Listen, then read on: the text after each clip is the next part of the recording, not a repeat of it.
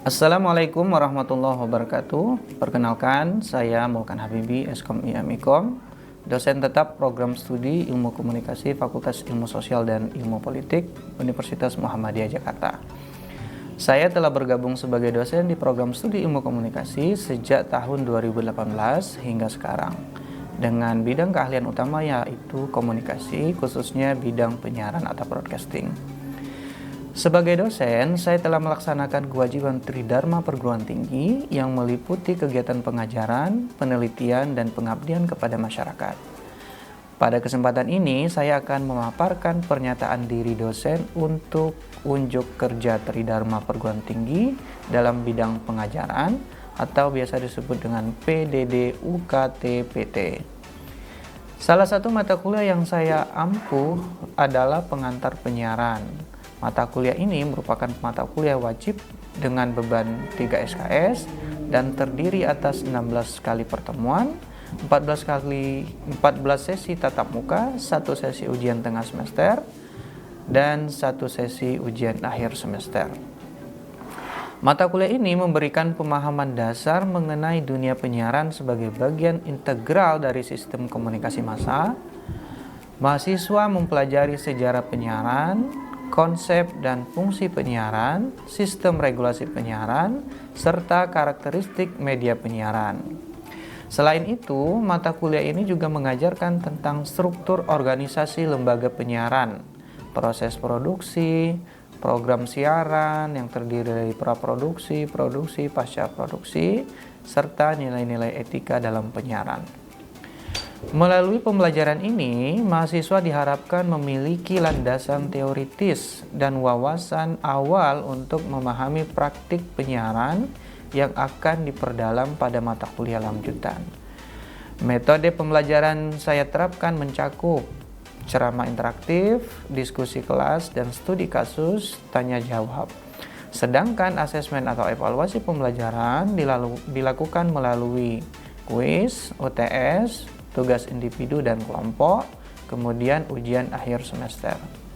Dengan komposisi bobot penilaian sebagai berikut: kehadiran 10%, kuis 10%, tugas 10%, UTS 30%, dan ujian akhir semester sebanyak 40%.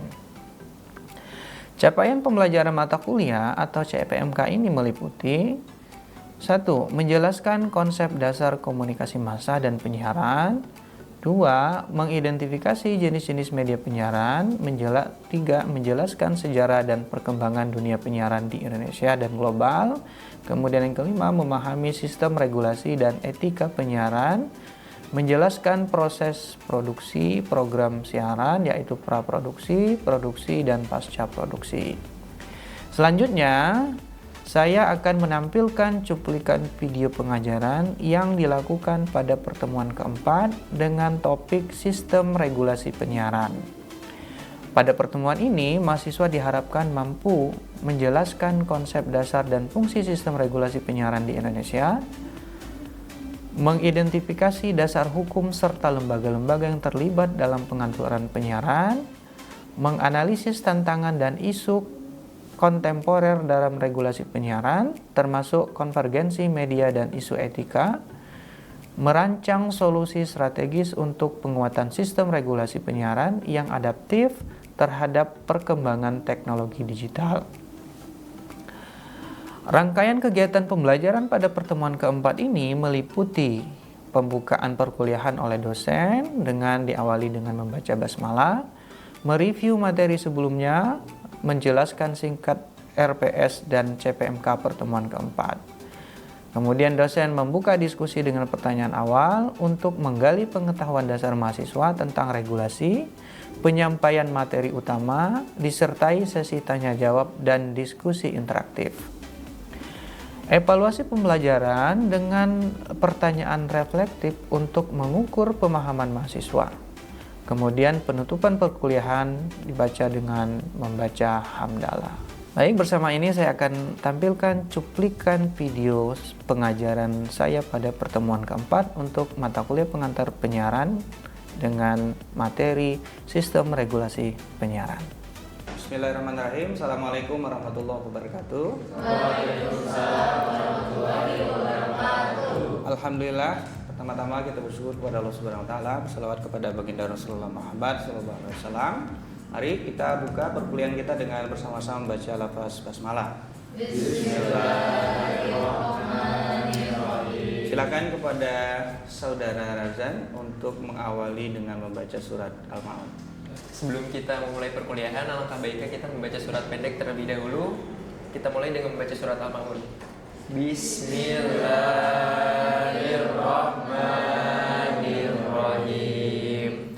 Ara'aital ladzi yukazzibu bid-din, fadzalikal ladzi yad'ul yatim, wa la yahuddu 'ala ta'amil miskin, fawailul lil musallin allazina hum an salatihim sahun, allazina hum yura'un wa yamna'unal ma'un. Shadaqallahul azim. Baik, terima kasih kepada Saudara Razan dan teman-teman yang sudah memulai dengan membaca surat pendek.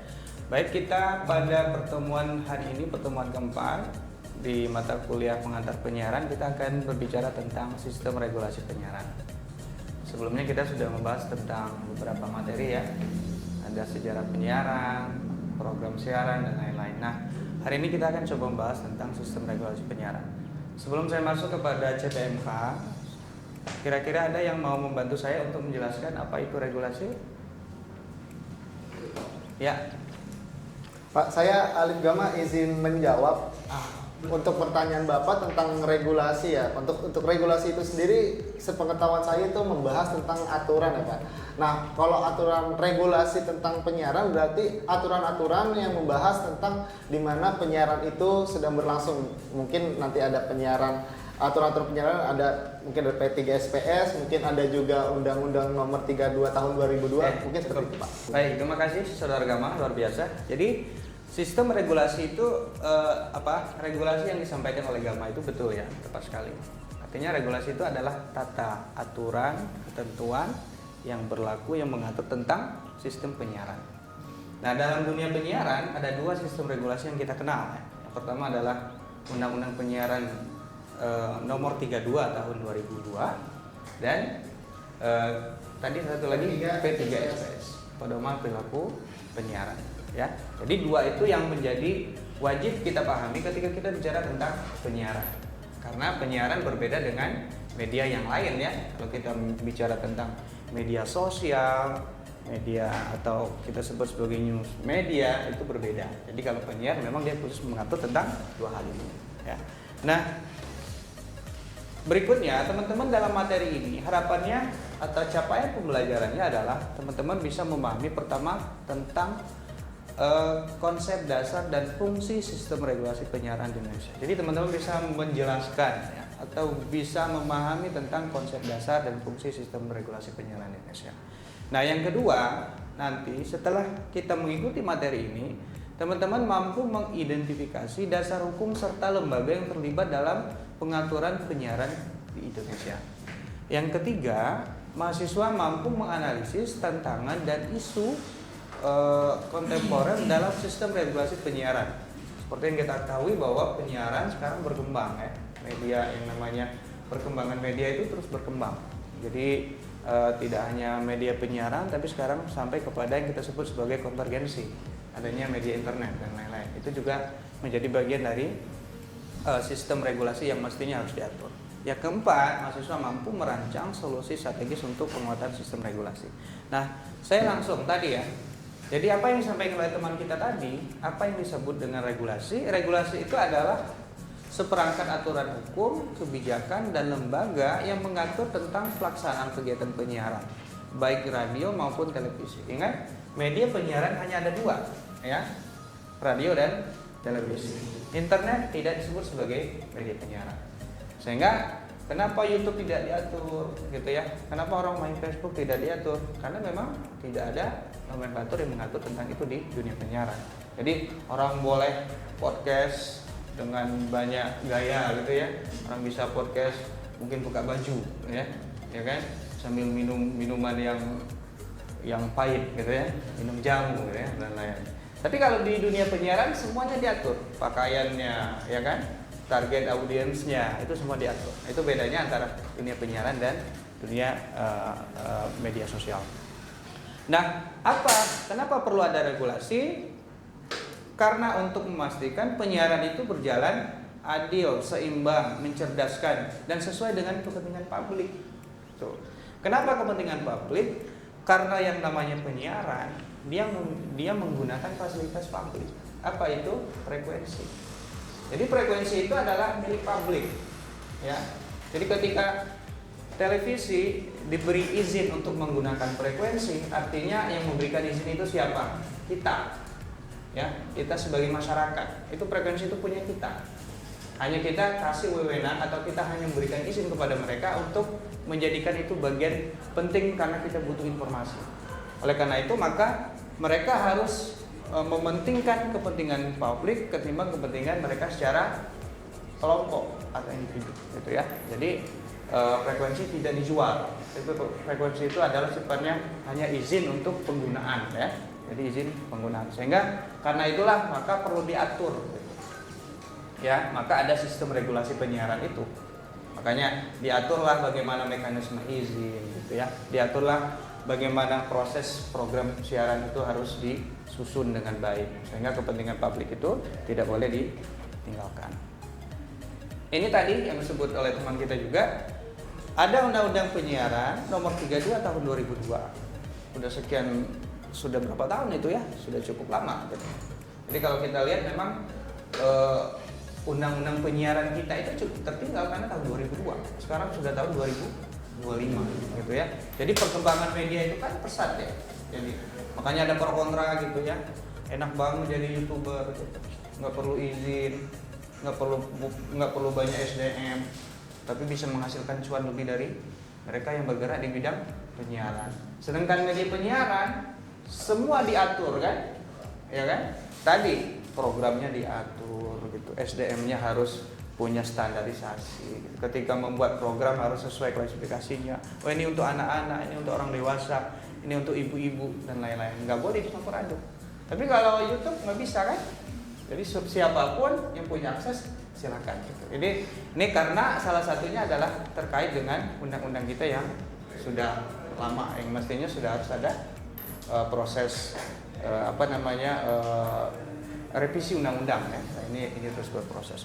Jadi teman-teman juga bisa mungkin kalau mau baca undang-undang 32 ya sekarang lebih gampang ya, karena tinggal klik di internet Undang-Undang Penyiaran 32 tahun 2002 gitu ya, semua akan muncul. Ketika SKS juga sama. Baik, teman-teman, sebelum saya tutup, saya kasih kesempatan mungkin ada hal yang perlu ditanyakan terkait dengan materi ini. Silakan, 3 orang. Ya. Oke, 3, 2, 1. Oke, Cinta, silakan. Apa pertanyaannya?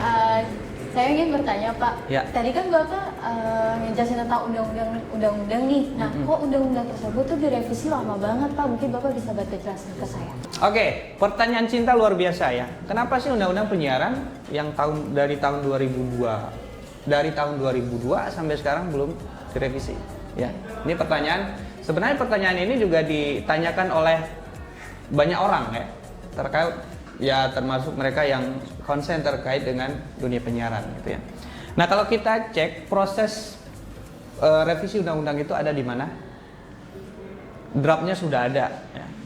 Tapi proses pengesahan undang-undang itu biasanya ada di Dewan Perwakilan Rakyat ya, ada di DPR. Sebenarnya mungkin lebih dari 2 priorisasi DPR membahas undang-undang penyiaran, tapi sampai sekarang nggak kelar juga. Berbeda dengan undang-undang tertentu ya. Jadi kalau kita lihat misalnya undang-undang Ciptaker itu selesai dalam waktu yang sangat singkat gitu ya. Dan pembahasannya itu sangat global kan. Tapi undang-undang penyiaran yang khusus membahas penyiaran itu tidak diselesaikan. Nah, itu bisa jadi ada kepentingan politik ya.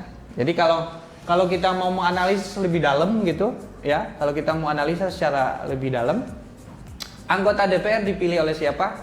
Dipilih oleh masyarakat ya. Anggota DPR dicalonkan oleh apa? Oleh partai politik. Partai politik dimiliki oleh siapa? Dimiliki oleh manusia kan ya, ada orang yang punya partai politik.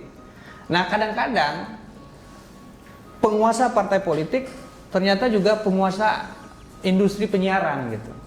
Jadi kalau misalnya Anda lihat di MNC sering dengar lagu partai politik ya, oleh Perindo gitu ya misalnya ya, atau yang lain-lain, karena memang ya kenyataannya demikian gitu. Jadi petinggi yang ada di industri penyiaran dan dia ternyata juga petinggi di partai politik. Jadi mereka punya kalau dalam teori negosiasi, mereka itu punya perwakilan untuk negosiasi di anggota dewan ini mau disahkan atau tidak gitu. Jadi kalau saya menganalisa ini adalah kepentingannya karena kepentingan kelompok gitu ya. Jadi pada akhirnya harus harus mengorbankan kepentingan pabrik. Jadi ini agak berat ya. Jadi persoalannya ini agak sedikit lebih rumit gitu. Sehingga proses itu ya sampai sekarang belum bisa kelar ya. Perpindahan dari analog ke digital juga itu jadi masalah kan gitu. Itu prosesnya cukup lama. Bahkan kita menjadi negara yang terakhir gitu ya. Setelah Timur Leste, bayangkan ya. Negara-negara lain sudah terlebih dahulu, tapi kita karena itu ada kepentingan. Karena dianggap bahwa itu mungkin menjadi masalah untuk para pemain lama gitu ya. Karena akan melahirkan pendatang baru. Jadi ini prosesnya yang menjadi masalah ya. Jadi kita sebagai masyarakat hanya aspirasi, tapi proses itu tetap diketuk oleh anggota DPR ya. Kita berdoa saja semoga nanti mungkin pada berikutnya ini akan dirubah ya. Kira-kira begitu ya, Cinta. Baik, silakan. Ada lagi pertanyaan? Iya. Silakan, Razan, pertanyaannya. Bapak, saya izin bertanya. Saya ingin bertanya, kenapa lembaga penyiaran komunitas itu tidak bisa mendapatkan iklan, sedangkan keuntungan dari mendapatkan iklan itu sangat besar, Pak. Itu saja pertanyaan dari saya. Terima kasih. Oke, baik. Oke, terima kasih, Razan. Kenapa penyiaran komunitas tidak boleh memperoleh iklan ya? Ya. Jadi dalam aturan main yang diatur dalam Undang-Undang Penyiaran, bahwa yang boleh menerima iklan itu adalah lembaga penyiaran swasta. Jadi karena izinnya adalah izin penyiaran swasta, PT. Tapi kalau komunitas itu hanya mengakomodir kepentingan yang ruang lingkupnya itu kecil gitu. Sehingga ketika komunitas itu mau mendirikan penyiaran, maka dianggap mereka sudah menghitung budgetnya, sudah menghitung kebutuhannya selama berapa periodisasi gitu. Jadi sehingga dalam ketentuan itu ya tidak boleh diperoleh dari dana iklan. Nanti kalau komunitas punya iklan, kasihan yang swasta karena modalnya akan lebih besar dari swasta ya. SDM-nya juga begitu. Tapi kalau komunitas karena jangkauannya kecil sehingga secara aturan tidak perlu dan tidak boleh memperoleh iklan. Karena iklan itu mahal ya. Nanti kalau orang beriklan di komunitas, nanti bayarnya murah kan. Jadi lebih enak pengiklannya gitu. Tapi kalau swasta kan per detik dihitungnya. Gitu. Jadi iklan itu tidak boleh iklan itu dibayar murah. Karena ada ketentuannya, per detiknya sekian minimal ya. Tergantung ketentuan dari dari undang-undangnya. Jadi kira-kira seperti itu ya. Kenapa tidak boleh iklan? Pertanyaan berikutnya, silakan. Oke, silakan Kapka. Pertanyaannya apa? Izin Pak, saya ingin bertanya, kenapa program siaran yang biasa saja tapi ratingnya itu bisa begitu tinggi? Sekian dari pertanyaan saya. Action. Oke, terima kasih Kapka. Ini fenomena ya. Jadi kenapa kadang-kadang programnya itu secara kualitas menurut KPI itu tidak berkualitas, tapi ratingnya tinggi, gitu ya. Misalnya sinetron, gitu ya. Itu banyak sinetron itu yang ratingnya tinggi. Tapi secara kualitas, apa sih manfaatnya untuk masyarakat? Tidak ada gitu ya. Atau program yang lain gitu. Nah, memang antara rating dengan kualitas program itu tidak seiring jalan ya. Jadi, kualitas program itu tidak mempengaruhi rating, itu masalahnya gitu. Nah, sedangkan dunia penyiaran itu mengejar rating. Kenapa? Karena tadi semakin banyak penontonnya, maka kemungkinan untuk menghadirkan pengiklan itu akan lebih besar peluangnya gitu. Jadi sekarang orang tidak berlomba-lomba soal kualitas program, tapi bagaimana menyusun program yang itu kira-kira ditonton oleh banyak orang. Meskipun kualitas program kadang-kadang bermasalah, gitu ya. Jadi persoalannya karena antara rating dengan kualitas program kadang-kadang memang nggak sejalur, gitu, ya. Jadi ini sebenarnya jadi masalah ya. Jadi bisa kita katakan ini juga masalah sebenarnya, gitu. Sehingga orang kalau mengejar rating, maka dia akan meninggalkan soal kualitas, ya kan? Tapi mestinya kualitasnya bagus, ratingnya juga bagus. Ini yang terbaik, gitu ya. Jadi ini yang mestinya harus dikejar. Jadi kita nanti ketika kita menjadi salah satu bagian dari industri penyiaran, kita itu tidak hanya mengejar bagaimana rating itu bisa muncul secara baik, tetapi kita juga harus memunculkan bagaimana kualitas program itu juga menjadi yang menjadi utama, karena memang yang kita buat, gitu ya, yang kita jadikan sebagai program, maka itu akan mempengaruhi banyak orang, itu akan mempengaruhi kualitas publik, gitu ya. Bayangkan kalau kita membuat program bisa memberikan pengaruh negatif terhadap masyarakat, itu kan nanti akan menjadi dosa yang akan kita bawa selamanya, kan, gitu. Maka ini persoalannya ya. Jadi ini menjadi pelajaran buat kita, sehingga kalau kita nanti beraktivitas atau kita sudah masuk ke dalam industri penyiaran, maka kualitas program ini menjadi sesuatu yang penting untuk kita jaga, ya. Baik, sekian materi hari ini, kita tutup dengan membaca hamdalah. Terima kasih. Wassalamualaikum warahmatullahi wabarakatuh. Baik teman-teman, terima kasih. Jadi itu tadi materi kita terkait dengan sistem regulasi penyiaran. Jadi saya sudah menyampaikan, dan pertanyaan-pertanyaan yang luar biasa dari teman-teman tadi. Jadi regulasi tadi adalah aturan, ketentuan yang mengatur tentang sistem penyiaran. Kenapa perlu ada regulasi? Supaya memastikan bahwa regulasi penyiaran itu berjalan sesuai dengan kepentingan publik, ya. Jadi tadi ada beberapa lembaga penyiaran yang kita ketahui, ada publik, swasta, kemudian ada komunitas, ada berlangganan. Semuanya itu punya aturannya, dan tidak boleh keempat-empatnya itu melanggar sistem aturan yang sudah diatur. Nah, ini adalah sistem regulasi dan memang harus ditaati oleh lembaga penyiaran di Indonesia.